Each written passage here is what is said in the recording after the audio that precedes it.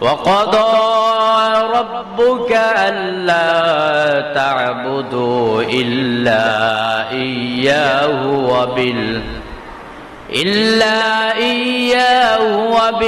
وبالوالدين إحسانا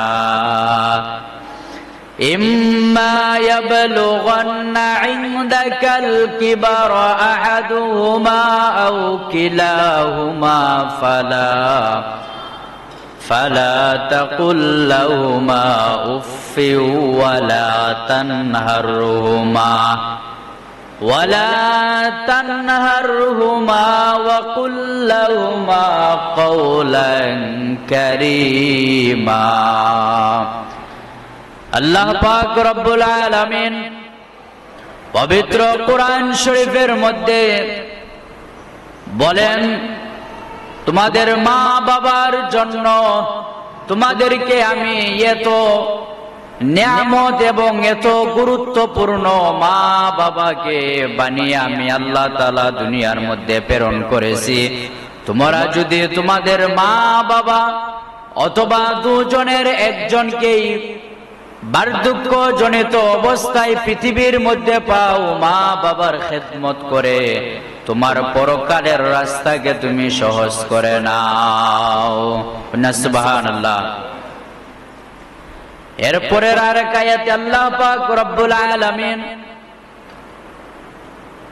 পবিত্র কোরআন শরীফের মধ্যে দোয়া শিখিয়েছেন, রব্বির হামহুমা কামা রব্বায়ানি সগীরা।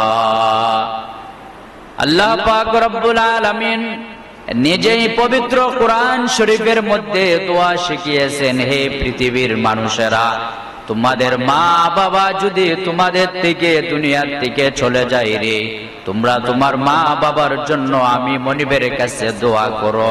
কেমনে দোয়া করতেন এটাও আল্লাহ শিখিয়েছেন।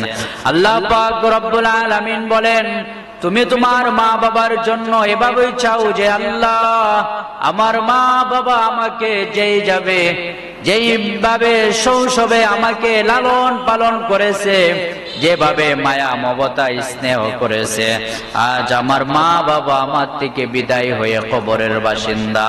আল্লাহ তুমি এইভাবে আমার মা বাবারে কবরে তুমি রাখিও। সুবহানাল্লাহ।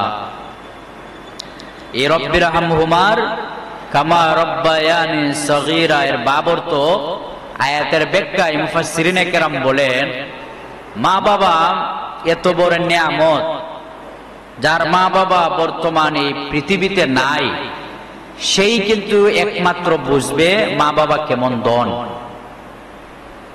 কারণ আমাদের সমাজে একটা কথা আছে, যে জিনিস মানুষ হারায়, হারানোর পরে এর মূল্য বুঝে, থাকতে মূল্য বুঝে না। মা বাবা এমন এক ধন, আল্লাহ পাক রব্বুল আলামিন যে জায়গায় সরাসরি কোরআন শরীফের মধ্যে আলোচনা করেছেন এবং ওয়াজ করেছেন যে মা বাবা কিভাবে মা বাবার জন্য আপনি আল্লাহর কাছে দোয়া চাইতেন, আল্লাহ এটাও শিখিয়েছেন। শৈশবে পৌষ মাঘ মাস শীতের মধ্যে ছোটবেলা আমি জায়গাতে বিছানার মধ্যে প্রস্রাব করেছি, কিন্তু মা যে আপনার টয়লার মধ্যে প্রস্রাব করেছেন এটাতে দুপাল্টি দিয়ে মা শুইছেন, আর মায়ের জায়গা শুকনা জায়গার মধ্যে আপনারা আমার শোয়াইছেন, ঠিক না? এই জন্যই আল্লাহ পাক রব্বুল আলামিন মা বাবার মর্যাদা এবং গুরুত্ব সরাসরি আল্লাহ কোরআন শরীফে ওয়াজ করেছেন, যে এত গুরুত্ব এবং এত সম্মান এবং এত ইজ্জত। শুধু তাই নয়, আল্লাহর রাসূল সাল্লাল্লাহু আলাইহি ওয়াসাল্লাম হাদিস শরীফের মধ্যে বলেন, আল জান্নাতু তাহতা আকদামিল উম্মাহাত। হে আমার উম্মতেরা, তোমরা জেনে রাখো, তোমার যে মা, তোমার মার পায়ের নিচে তোমার জন্য আল্লাহর তৈরি জান্নাত আল্লাহ পাক রেখেছেন। সুবহানাল্লাহ। আপনি যদি মার মনে বাবার মনে কষ্ট দেন, আমি কি জান্নাত পাওয়া সহজ? জান্নাত তো দূরের কথা জাহান্নাম আপনি আমার জন্য নির্ধারিত করে দিবেন আল্লাহ। মা বাবাকে কষ্ট দিলে। সম্মানিত হাজিরিন, হযরতে আবু হুরায়রা রাদিয়াল্লাহু তাআলা আনহুর নিকট এক ব্যক্তি আসলো যে, হে আবু হুরায়রা রাদিয়াল্লাহু তাআলা আনহু, আমার বাড়ি থেকে মক্কাতুল মুকাররমা 470 কিলোমিটার দূরে। আমি যদি আমার মাকে আমার পিঠের মধ্যে উঠায়া হেঁটে যদি আমি পবিত্র মক্কাতুল মুকাররমা এবং মদিনাতুল মুনাওয়ারা হজের কার্যক্রম সম্পূর্ণ করিয়া আবার যদি আমি 470 কিলোমিটার পিঠের মধ্যে আরোহণ করে পিঠের মধ্যে করে নিয়ে আসি, বাড়িতে যদি আসি, তাহলে কি আমার মার হক আমার আদায় হবে? হযরতে আবু হুরায়রা বলেন, হে জৈনিক ব্যক্তি, তোমার মার যে 1 ফোঁটা দুধ তুমি পান করেছো, 1 ফোঁটা দুধের পরিমাণও এই কষ্ট দূর হবে না। সুবহানাল্লাহ। আপনি যে লালন পালন তো দূরের কথা, মার যে আমরা দুধ যে পান করছি, ওই দুধ পান করার যে মূল্য বা মর্যাদা বা গুরুত্ব, এটাও আদায় হবে না। চিন্তা করেন, 470 কিলোমিটার। কত? 470 কিলোমিটার। 1 কিলো না 2 কিলো না? জি জি, 470 কিলোমিটার। ওই ব্যক্তি ওইটাই যে ওনার বাসা থেকে যে দূরত্বটা, যে 470 যাইব, আবার পিঠের মধ্যে হইরে নিয়ে আইব তার মারে হজের কার্যক্রম করাইয়ে, এরপরে উনি বলেন যে আমার মার হক কি আদায় হবে? সাহাবী বলেন যে না, তোমার মার হক আদায় হবে না। তাহলে চিন্তা করেন আপনার মার এবং বাবার গুরুত্ব কতটুকু। শুধু তাই নয়, আল্লাহর রাসূল সাল্লাল্লাহু আলাইহি ওয়াসাল্লাম বলেন, বিভিন্ন কিতাবের মধ্যে অনেক বর্ণনায় এসেছেন মা বাবার খেদমত করলে। এক বর্ণনায় আল্লাহর রাসূল সাল্লাল্লাহু আলাইহি ওয়াসাল্লাম বলেন, দুনিয়ার মধ্যে মা বাবার বাধ্য সন্তানের জন্য 5টি উপহার। কয়টা উপহার? 5টি উপহার মা বাবার বাধ্যগত সন্তানের জন্য, মানে তার উপর হক। এবং মা বাবা যদি মারা যায়, এরপরও মা বাবার উপর ওই সন্তানের 5টি হক বা দায়িত্ব থাকে। প্রথমত, আল্লাহর রাসূল সাল্লাল্লাহু আলাইহি ওয়াসাল্লাম বলেন, মা বাবার বাধ্য সন্তান যদি হয়, তাদের জন্য এই পৃথিবীর মধ্যে 5টি পুরস্কার। 1 নম্বরে হচ্ছে আল্লাহ পাক রব্বুল আলামিন ওই সন্তানের কামাই রুজির মধ্যে বরকত দান করবেন। সুবহানাল্লাহ। আমি যদি মা বাবার বাধ্য সন্তান হই, মা বাবা যদি আপনার প্রতি আমার প্রতি খুশি থাকেন, তাহলে আপনার দুনিয়ার মধ্যে চলার জন্য যা প্রয়োজন, প্রথমত তো টাকার প্রয়োজন না নেই।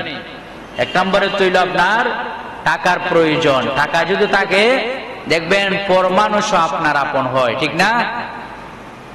প্রথমত আল্লাহর রাসূল সাল্লাল্লাহু আলাইহি ওয়াসাল্লাম বলেন, আমি যদি মা বাবাকে খুশি করে চলতে পারি, আল্লাহ তাআলা আপনার কামাই রুজির মধ্যে বরকত দিবেন।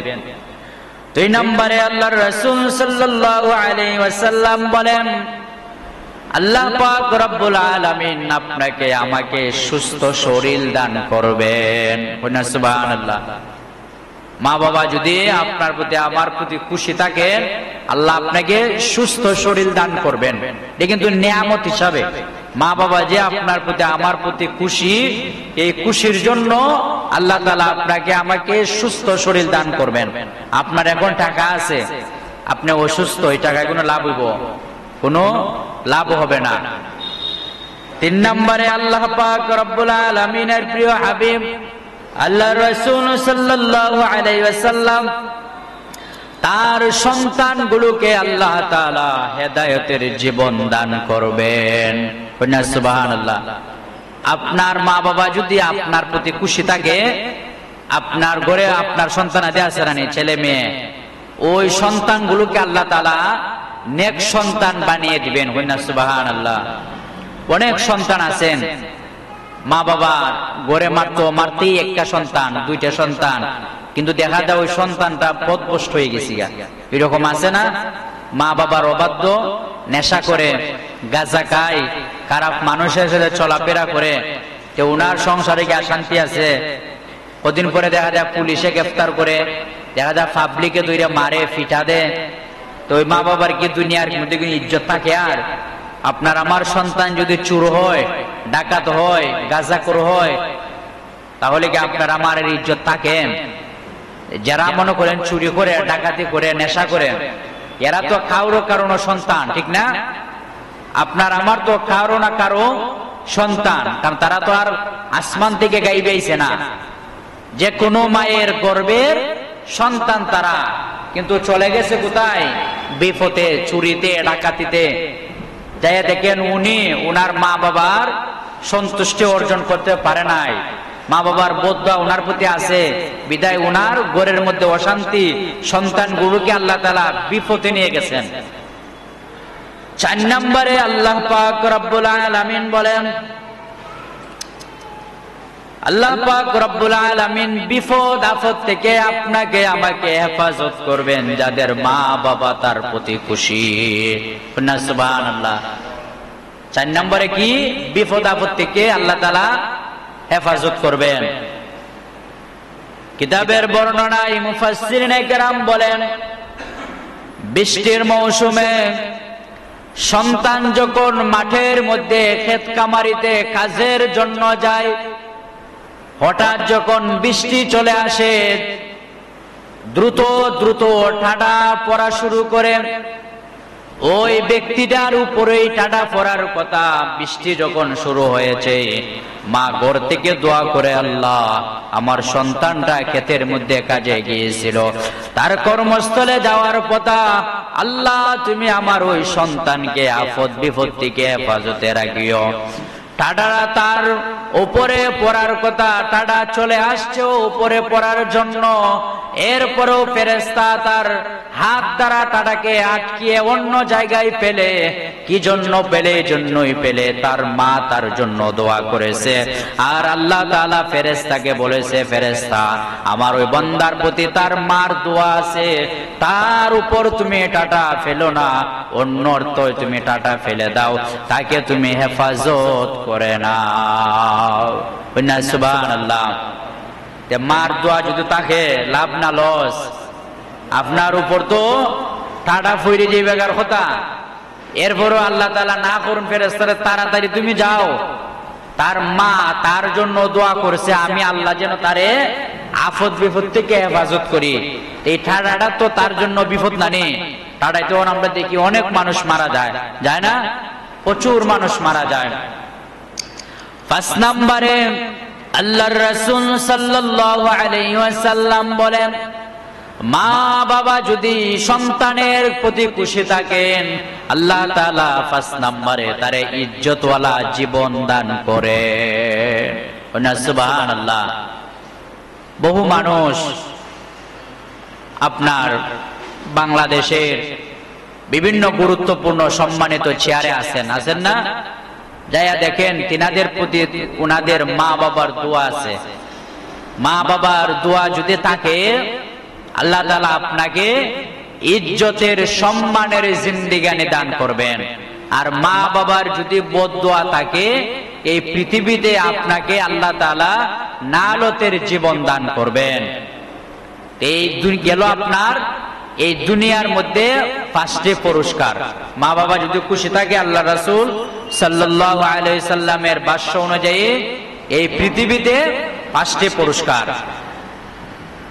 এখন আসেন, মা বাবা মারা গেলে, মা বাবার যদি আপনি যে আরো 5টি কাজ আছে, ওই 5টি কাজ যদি আপনি করেন, আপনার মা বাবা কবর থেকেও আপনার জন্য দোয়া করবে।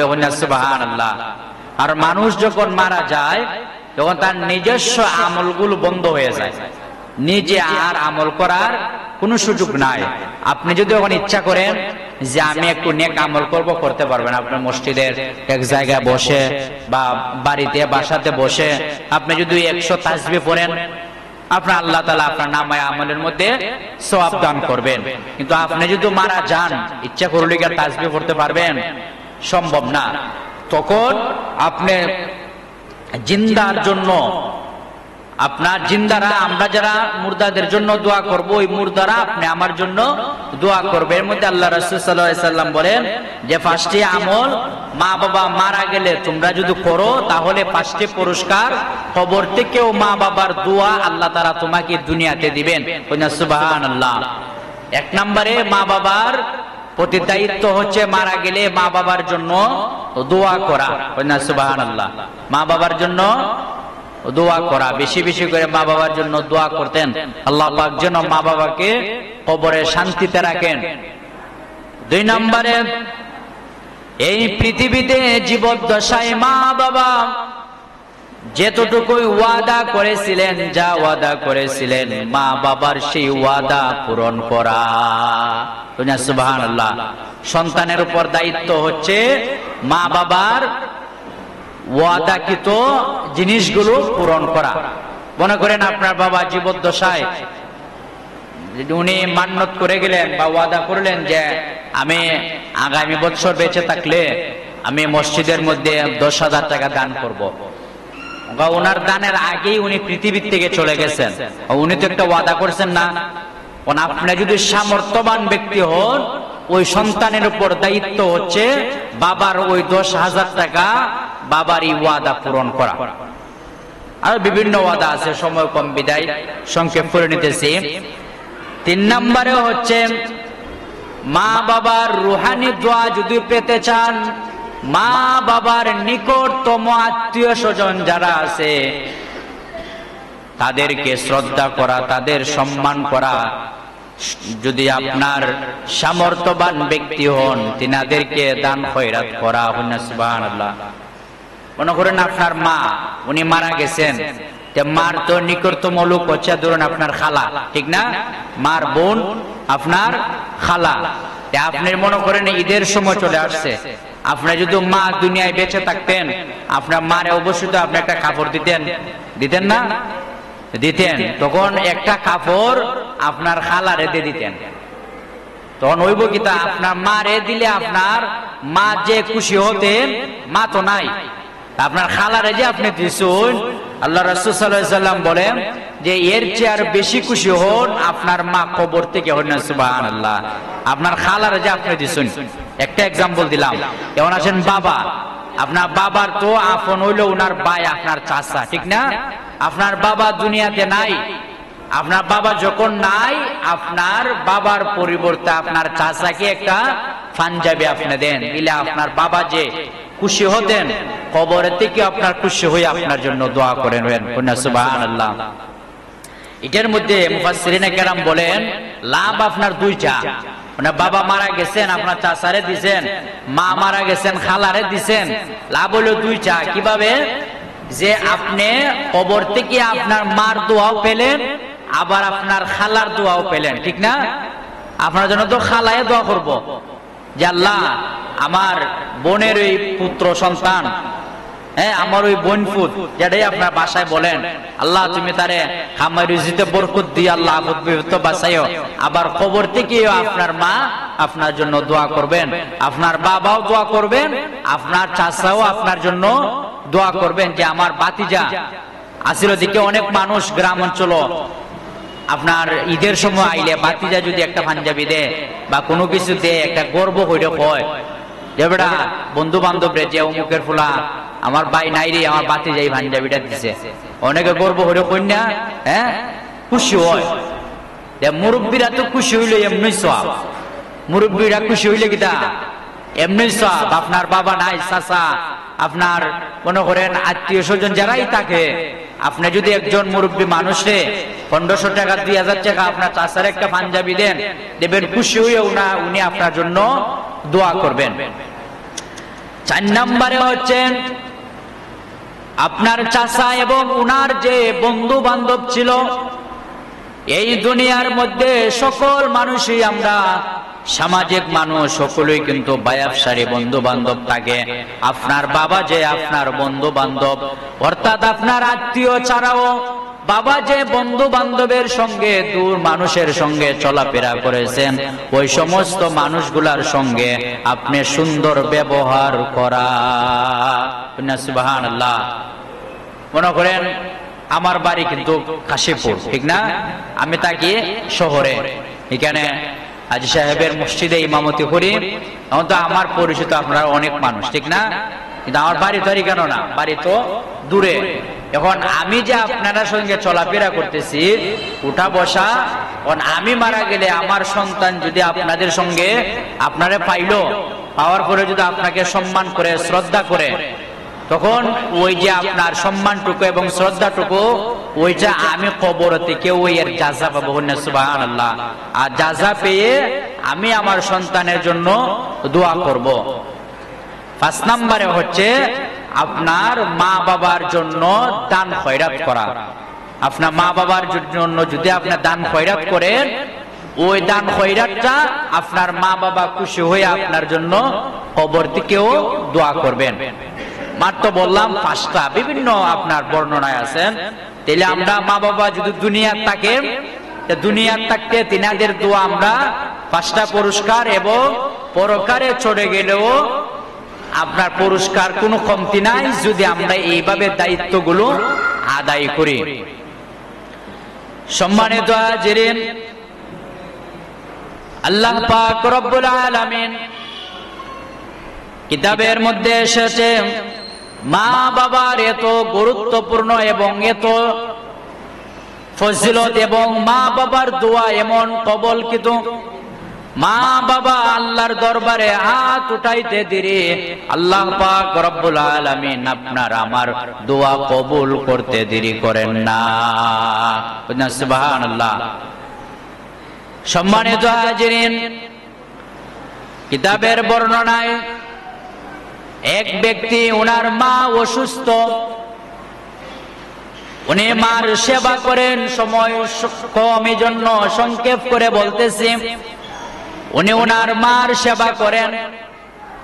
হজের মৌসুম চলে আসলো, উনি ওনার মার কাছে অনুমতি চাইলো যে মা, আমি হজ করতে চাই, কিন্তু আপনি অসুস্থ, আপনি যদি আমাকে পারমিশন দেন আমি হজে চলে যাব। তো আমার সন্তান, তুমি যদি আমাকে রেখে চলে যাও, আমাকে কে দেখবে? তুমি যাওয়ার প্রয়োজন না, এখান থেকে দোয়া করো, আমি মাও তোমার জন্য দোয়া করব, আল্লাহ পাক তোমাকে এর জাযা দিবেন। সুবহানাল্লাহ। হাদিস শরীফের মধ্যে এসেছেন, আল্লাহ রাসূল বলেন, মা বাবা যদি আপনার বেঁচে থাকে, আপনি যদি মার দিকে বাবার দিকে একবার যদি সুদৃষ্টি দিয়ে তাকান, আল্লাহ রাসূল বলেন আপনার নামায়ে আমলের মধ্যে কবুলকৃত একটি হজের সওয়াব দেওয়া হবে। সুবহানাল্লাহ। একটি কবুলকৃত হজের সওয়াব। আপনি হজের মধ্যে গেলেন, 5 লাখ 6 লাখ 7 লাখ টাকা খরচ করে, যদি আপনার টাকা হালাল না হয়, হজ বাতিল। হজ কিদা বাতিল না, হজ হইব? হজ হবে না, টাকা যদি আপনার হালাল না হয়। কিন্তু আপনার যে মা করে, বাবা করে, আপনি যে একবার আপনার সুদৃষ্টি দিয়ে রহমতের নজরে তাকালেন, আল্লাহ বলেন, আল্লাহ রাসূল বলেন, আপনার নামায়ে আমলের মধ্যে আল্লাহ তাআলা হজের সওয়াব দিয়ে দিলেন। সুবহানাল্লাহ। ওই অসুস্থ মা সন্তানকে বললেন, সন্তান বুঝলেন, সন্তান হজের মধ্যে গেলেন না। আবার যখন 2য় বছর আসলেন, সেম ভাবে মার কাছে অনুমতি চাইলেন, মা দিলেন না। 3 নাম্বার সময় অনুমতি চাইলেন, দিলেন না।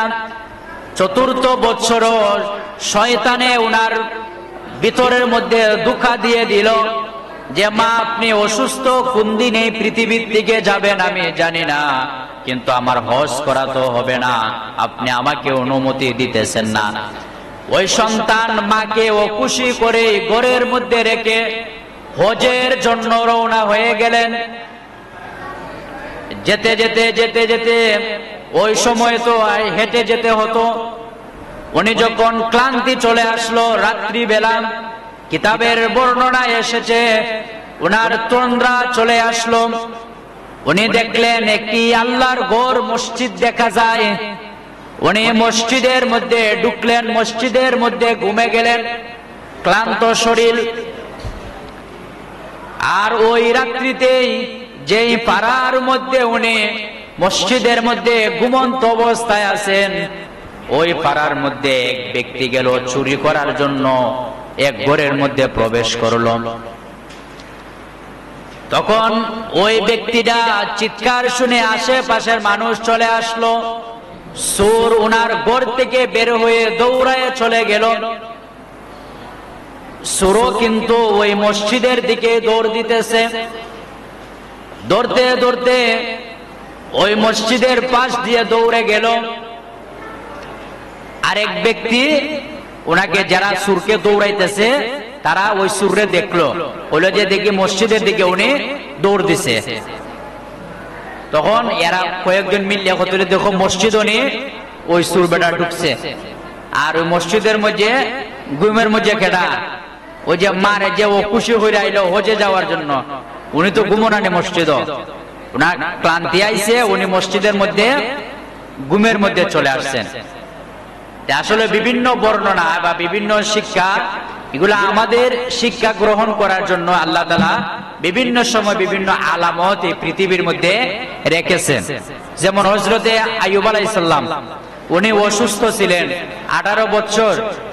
যে শেষটি কাহিনী আনমোটে বলার জন্য আগে, যে তখন উনার যখন কিরা পুকে ধরলেন, তখন উনি কি বলতে পারবেন আপনারা যে উনি গুনাহগার ছিল না? এটা কিন্তু শিক্ষার জন্য আমি এটা বই তাইতেছি কাহিনীটা। তখন কিতাবের মধ্যে যে বর্ণনা এসেছে, ওই সুর বেটা উনি ঘুমাই রইল। কোথায়? আল্লাহর ঘর মসজিদে। আবার সুর দৌড় দিয়ে মসজিদের দিকে চলে গেছে। মানে আসল সুর কোনো আছে? সুর তো আর নাই, দৌড়ে গেছি। তখন 3-4 জন আপনার মসজিদের ভিতরে ঢুকলো, দেখে উনি নিটাঙ্গা নিশ্চুপ ঘুমাইতেছে। উনি কি করতেছে? উনি ঘুমাইতেছে। এক বর্ণনায় এসেছে উনি যে মালগুলা আনছিল, ওই মালগুলা উনার কাছে চোর রেখে গেছে। উনি দেখে মসজিদও ঢুকছে, ঢুকে দিয়ে একজন ঘুমো এটা রাখি উনি ফাঁক দৌড়ছে। তখন যখন 3-4 জন ঢুকলো, ঢুকার পরে দেখে যে লোকের ঘরের মাল চুরি হইছে, ওই মালও উনার কাছে থোয়া, আবার উনি ঘুমে। তখন যারা চোর দৌড়ানোর জন্য আসলো, উনাকে ডাক দিয়ে তুললো, হেট না উঠো, চুরি করছো হইরে ঘুমাই রইছো, এই মালপত্র লইয়া কেন বাপ দেখাও। যাই হোক, উনি ওনার বাসা বলতেছে যে আমি শুন না। তখন উনি চলে আসলো এই লোকরে সাথে নিয়ে, হইলো যে অনেকে হয় যে মারো, বা একজনে হয় যে না মারার দরকার নাই, আসো আমরা মুরব্বীর কাছে নিয়ে যাই, একজন আবেদ ব্যক্তি আছে উনি বিচারক, ওনার কাছে আমরা নিয়ে যাই। তখন ওই বিচারকের কাছে ওনারে নিয়ে হাজির করলেন। ও সন্তান কিদা? মার অবাধ্য সন্তান, মার অনুমতি না নিয়ে মা না করছে, উনি চলে আসলো। এখন উনারে এভাবে উনার সহ বিচারকের কাছে হাজির করলো।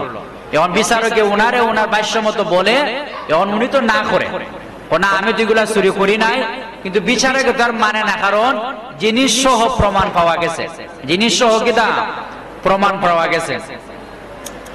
তখন ওই বিচারক রায় দিল যে তাকে জুতার মালা গলার মধ্যে পরানো হোক।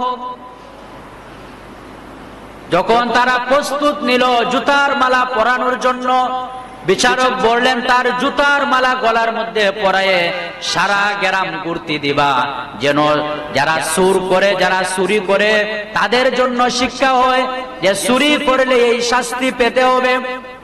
ওই আবেদ ব্যক্তিটা খেদে উঠলেন, উঠলে বললেন যে বিচারক সাহেব, আপনি বললেন না যে চুরি করার কারণে আমারই অপবাদ, আপনি বলুন যে মার যদি অবাধ্য হয় তাহলে জুতার মালা গলায় নিয়ে সারা গ্রাম ঘুরতে হয় না? সুবহানাল্লাহ। উনি বলে যে চুরির অপবাদে না, আপনি হন যে মার অবাধ্য হলে, মার কথা না শুনলে ওই জুতার মালা গলায় নিয়ে সারা গ্রাম ঘুরতে হয়। তারা তো আল্লাহওয়ালা মানুষ। ওই বিচারক আবেদ ব্যক্তিরা থমকে গেলেন, আরে এই কথা বলে কি মার অবাধ্য হলে জুতার মালা গলায় নিয়ে সারা গ্রাম ঘুরতে হয়? ওই আবেদ ব্যক্তিটা কান্না করে বলেন যে বিচারক সাহেব, আসলে কিন্তু আমি চোর না। আমি একবার দুইবার আমার মায়ের কাছে আমি অনুমতি চাইছিলাম, কিন্তু মার কথা আমি শুনি নাই। মা বলছিলেন, বাবারে তুমি যদি আমাকে অসুস্থ অবস্থায় রেখে যাও, আমাকে কে সেবা করবে? আমি কার কাছে যাব? আমি কোথায় যাব? তুমি আমাকে একা একা ফেলে যাইও না। আমি মার কথা শুনি নাই। মার কথা না শুনে আমি হজের জন্য রওনা হয়ে গিয়েছিলাম। আর প্রতিমধ্যে আমার ক্লান্তি চলে আসলো। রাত্রি বেলায় আল্লাহর ঘরে আমি একটু রেস্ট নেওয়ার জন্য ঘুমিয়েছিলাম। সুবহানাল্লাহ। তখন ওই বিচারক তো আল্লাহওয়ালা মানুষ, উনি শুনে উনি বুঝতে পারলেন, উনাকে বললেন যে না, ওই ব্যক্তিটা আসলে চোর না, আসলে চোর না।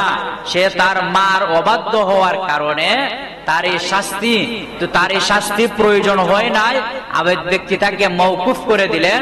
মুফাসসিরিনে কেরাম কিতাবের মধ্যে বলেন যে মার যদি আপনি অবাধ্য হন, মা বাবাকে যদি আপনি কষ্ট দেন, চিন্তা করে দেখেন ওই ব্যক্তিটা হজে যাবে নেক কাজের জন্য না, নেক কাজের জন্য। এরপর আল্লাহ তাআলা ওনাকে কি অপমান, কি অপদস্থ করলেন যে জুতার মালা গলায় নিয়ে সারা গ্রাম ঘুরতে হবে শুধুমাত্র মার একটি কথার অবাধ্য হওয়ার কারণে।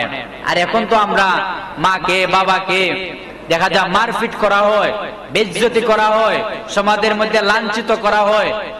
সময় শেষ কথা হচ্ছে আপনার যে মা বাবাকে কষ্ট দিয়ে যদি আপনি মক্কা মদিনার ইমাম আহারও হন, মক্কা মদিনার ইমাম হলেও আল্লাহ তাআলা আপনাকে মাফ করবেন না। এর চেয়ে বড় আর কোনো কিছু আছে? স্বয়ং আল্লাহর ঘরে খেদমতগার মক্কা এবং মদিনাতুল মুনাওয়ারার যদি আপনি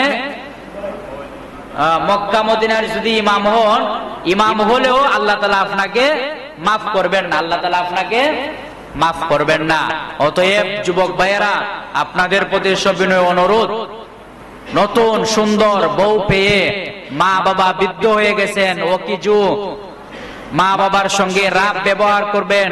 মা বাবা অসুস্থ হয়ে বিছানায় শুয়ে আছেন, যা মন ধরে ব্যবহার করবেন। আল্লাহ কিন্তু কোরআনে বলেছেন উফিউ ওয়ালা তানহারুহুমা, উফ আপনি এমন শব্দ ব্যবহার করতেন না। উফ শব্দটাও যে জায়গার মধ্যে মা এবং বাবা কষ্ট পায়, আপনার রাগ করে বা গুসা হয়ে বা রাগান্বিত হয়ে কথা বলবেন দূরের কথা, আল্লাহ পবিত্র কোরআনে সরাসরি না করেছেন যে আপনি মা বাবার সঙ্গে উফ শব্দটাও ব্যবহার করতেন না।